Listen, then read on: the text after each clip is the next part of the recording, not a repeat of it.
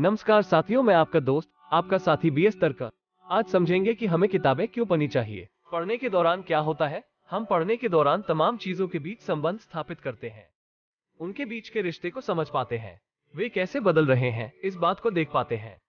मगर आज के दौर में इलेक्ट्रॉनिक मीडिया और इलेक्ट्रॉनिक गैजेट्स का जमाना है। ऐसे में हमारा पढ़ना काफी कम हुआ है।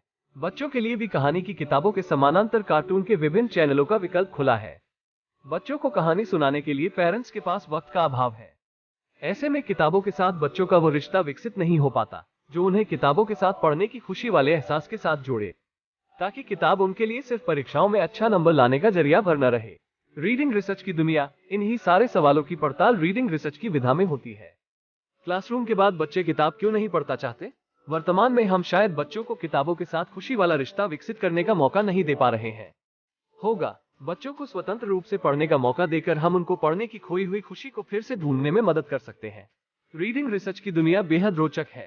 पढ़ने के दौरान हम कौन कौन सी चीजें कर रहे होते हैं, कहाँ पढ़ने के दौरान मायने पकड़ में आते हैं, कहाँ चूक जाते हैं। पढ़ने के दौरान समझने का सिलसिला भी साथ साथ चलता रहे, इसके लिए समझने की कौन कौन सी रणनीतियां काम में ली जाए। अच्छे पाठक पढ़ते समय खुद को गौर से देख पाते हैं कि वे कौन सी बात समझ रहे हैं, कहाँ पर उनको समझने में दिक्कत हो रही है, कहाँ वे चीजों को अपने संदर्भ से जोड़ पा रहे हैं। ये सारी बातें बच्चों को समझ के साथ पढ़ने में मदद करती है।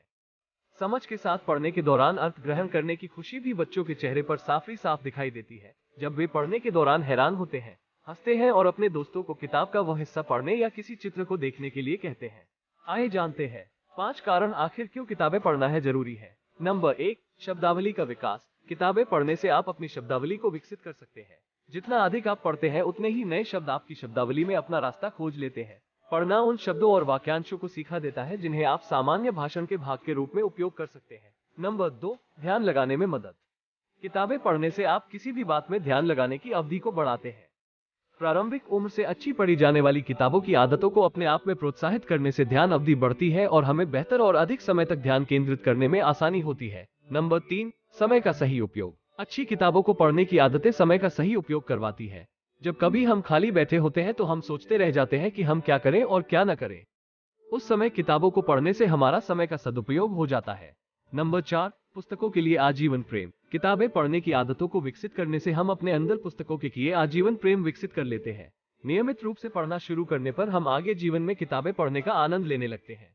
नंबर 5, ज्ञान की प्यास विकसित होती है। किताबें पढ़ने से हमारे अंदर ज्ञान की प्यास को प्रोत्साहित मिलता है। अच्छी किताबें पढ़ने की आदत से हम हमारे चारों ओर की दुनिया के बारे में अधिक जानते हैं और अन्य संस्कृतियों में रुचि विकसित करते हैं। आइए आज हम गुलजार जी की एक कविता का साम्राज्य सुनते हैं। नज्म जो भी कह ले का दूसरा नाम अगर गुलजार कहें तो शायद गलत नहीं होगा। दुनिया की तकरीबन हर शय को उन्होंने शब्दों में उतारा है, तो ऐसे में किताबें कैसे दूर पाती। गुलजार अक्सर बेजुबानों की जुबां बनते आए हैं।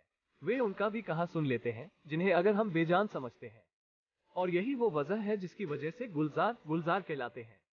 किताबों पर उनकी ये नज्म पढ़कर आप भी देखें, किताबें क्या कहना चाहती हैं, आप खुद ब खुद समझ जाएंगे।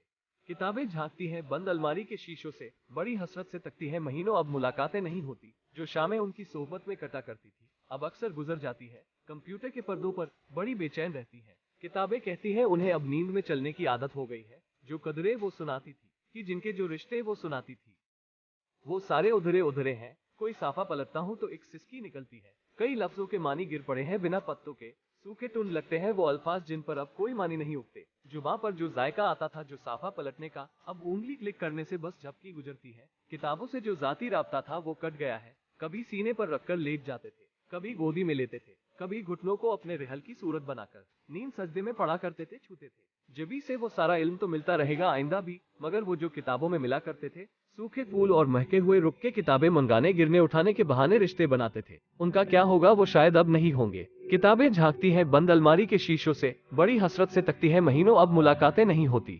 ये थी वो कुछ खूबसूरत पंक्तियां जिन्हें गुलजार जी ने सुजोया था। ये वीडियो समरी यहीं समाप्त होती है। आगे भी हम आपके लिए ऐसी समरीज लेकर आते रहेंगे। अगली समरी की सबसे पहले नोटिफिकेशन प्राप्त करने के लिए चैनल को सब्सक्राइब कर बेल बटन को प्रेस करें और अपना साथ बनाए रखें। जाते जाते श्लोक की 2 पंक्तियां साझा करूंगा, सभी समझने की कोशिश करें और नित्य चिंतन करें।